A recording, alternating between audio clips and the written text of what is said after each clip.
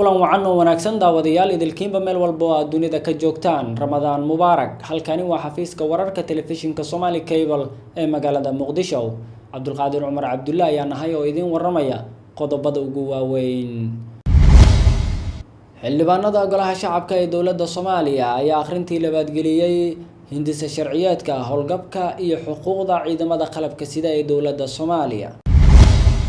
maamulka telefishinka Somali Cable ee magaalada Muqdisho ayaa abaalmarinta HB Core i5 waxa ay guddoonsiiyeen guuleystihii labaad ee ku guuleystay tartan xagga baraha bulshada ee telefishinka Somali Cable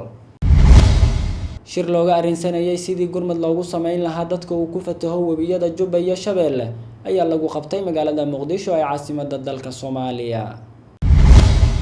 guddiga difaaca Puntland waxay war ka soo saareen xiisadda deegaanka Tuqarraq ee gobolka Sool oo ay ciidamo ka tirsan maamulada Puntland iyo Somaliland isku hor fadhiyaan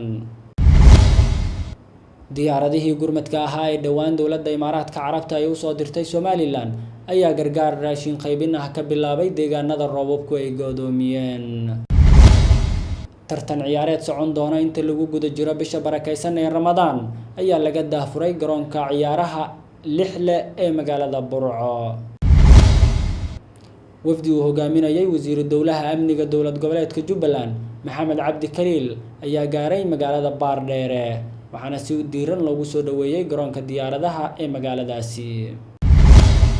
wararka ka baxsan Soomaalida aad ku daawan doontaan warkanagana waxaa kamid ah guddi ka tirsan baarlamaanka dalka Zambia ayaa la filayaa in ay ku cadaadiyaan madaxweynihii hore ee dalkaasi Mugabe in uu keeno cadeymo muujinayo halkii ay ka baxeen dhayman lagu qiyaasay 15 bilyan oo dollar iyo sharci cusub oo lagu wado in laga hergeliyo dalka Kenya ayaa noqonaya kii ugu horeeyay ee laga hergeliyo bariga Afrika ee markaasi lagu ciqaabayo dadkii baahiya wararkan markaasi xaqiiqada ahayn qodobadaasi iyo qodobo kale oo ku saabsan Soomaalida iyo caalamka ayaad ku daawan doontaan warkanaga intuu soconayo hayeeshee sidii caadiga ahayd faahfaahinta wararkaasi iyo idil waxa ka horeynaya qadar yar oo adeega bulshada